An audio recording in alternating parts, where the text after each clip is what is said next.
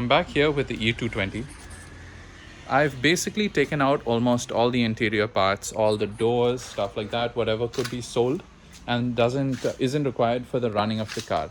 Basically, I'd like to keep the suspension, the engine, the whole drivetrain running so that, let's say if I want to do something with it, I still have it around. So what I want to do is I want to make sure this car is running. And what I did was whenever I turned the key, I wouldn't hear any noises, and I checked the fuses, everything seems fine. It's the relay is over here for the fuel pump, and it looks like there might be some rats that were in this car.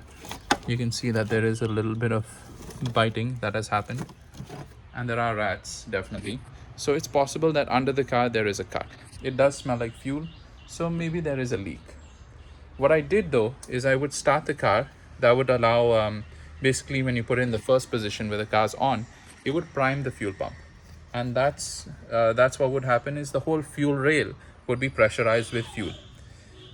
I opened this bolt up, but fuel wouldn't come out. It came out the first time because it was already pressurized from earlier.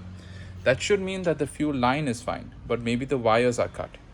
So it wouldn't throw out fuel later on. That means there is no fuel in the line. The pump isn't starting. Next up, if that doesn't work, I'll have to look at the spark plugs. It's a little harder to get into because of this cover. But I'll start off with seeing if fuel is coming to the fuel rail. I'll get under the car, I'll lift it up, and I'll see if any wires are cut. If the fuel pump is the problem, I can replace the fuel pump. But if not, what I'll do is I'll power up the fuel pump with an external battery. We're under the car now, and I have to take off this cover to get to the fuel pump. So I'll start off by taking this off and getting access to it. Here's the fuel pump unit, and here's the cover. It looks like there was a rat here, so there's a possibility that the wires are cut. They look fine, but it does smell like fuel. Maybe the filter's leaking, I'm not sure, or maybe it's just choked up. But I'm gonna have to check this out. So what I'll do is I'm gonna open this up first, the terminals, check if I'm getting 12 volts when the car is primed, and check on this later. Check on if it's leaking or what's going on. But it does look like it's leaking from here and does smell like fuel. I've now got the 2 poles of the motor connected to my multimeter. Turn it off. On. There's no reading showing up, so it looks like a wiring problem to begin with. Here we are again. I tried to use this pump that I had from my other E220 donor, but it didn't work either. I think both of them are jammed up. And this happens to be a problem with a lot of E220s. A lot of E220s, if they have a noisy pump to begin with, you should be considering that you'll have to change it anyways. This pump over here came from Bombay. It reached overnight, and probably takes 2 days actually to get to you after you order it. But this cost around 7,000 rupees. So this is another cost that you have to incur if the pump is already making noise. If it's humming, you should be considering that you might have to change it. So I'll change the pump. I'll see if that fixes the problem. I'll also have to investigate the wiring because the relay doesn't seem to be actuating. Maybe there's a wiring problem, but there is no current coming to these wires over here that go to the pump when I try to prime the car. I've now changed the fuel pump on the 124. It's a brand new unit, and I've wired it up. It seems like it's getting power now. I'm not sure what I was doing wrong. Let's see what happens when I start it.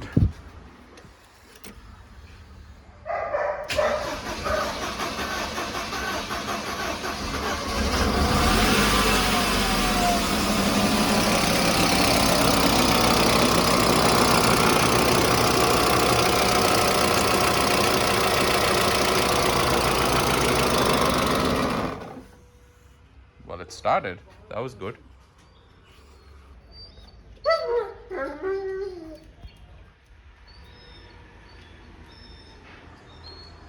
So back here, I've changed the fuel pump out. I bought a new one and now it works fine. It looks like there's still a minor leak because I don't have the crush washers for this side. I'm gonna have to get one.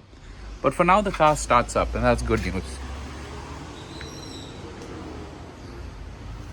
What I've noticed over here is the fan shroud that lets all the air from the radiator get pulled by the fan is slightly damaged, and it's touching the fan belt. So what I'm gonna have to do is somehow pull this out. I'm thinking of creative ways of doing that, and then this whole thing would be straighter. Then I could just test the car out and see if the drivetrain is fine. I think the drivetrain is perfectly all right on this car, and it's a good we'll be able to use this wiring in probably the 124 Lada. So that's pretty much all I wanted this car for, because the wiring on that was chopped up. And over here we have a complete wiring set. We have a decent drivetrain. It sounds a little like it's knocking and not getting proper oil. Maybe an oil change, maybe a run-in is all it needs. It just needs a bit of running and the head should free up. Hopefully that's all it needs. But this car was fairly good in condition when I got it, so I think it should work out. Let's see what happens next. I think I'm gonna straighten this out and then drive it a bit. No, that's not gonna work. Weapon of choice.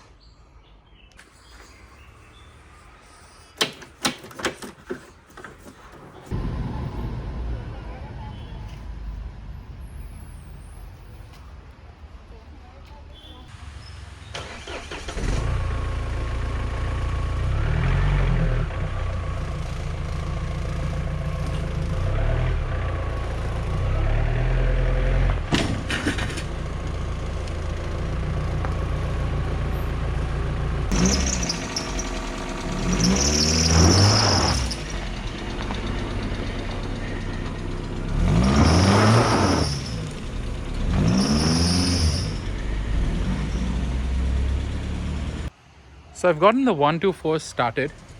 It runs. It needed a new fuel pump. The old one from the donor car for this donor car was also dead, so that didn't work. There was a little bit of life in one of them, but it just wouldn't give pressure. This one I managed to get in a day, so that was good. I also had to pull out this area because the fan was basically touching this shroud, which helps funnel the air, and the clutch was burning out, the fan clutch. So that's it. And now it works. The engine's fine, the gearbox is fine. I know that the wiring is fine. It serves as a test platform for my other E220 setup, and maybe I could use it for as a platform for another project later on. But for now, I think I'm just going to shelve it. I know it works, and I'm going to work on something else. I'm going to work on the Morris, which is on a Zen. So it's used a Zen platform. I'm going to get that running too. And maybe later on use this setup to start up the Lada. So the Lada is over here, all covered up for a while. And I'm going to start that up. I'm going to get that project started using these components, maybe figure something else out, maybe in a couple of months. And till then, I'm going to work on the E30 as well. So there's a lot of projects and just one of me. That's kind of a constraint over here. But yeah, it's good that this is running. I know where I stand with it. I know that the car works. I've gotten rid of all the extra bits. So it no longer has doors, no longer has interiors. I've sold off whatever I didn't need, and that's made it much easier for me. So I hope you enjoyed this video, and I hope to see you guys in the next one. Thank you for watching.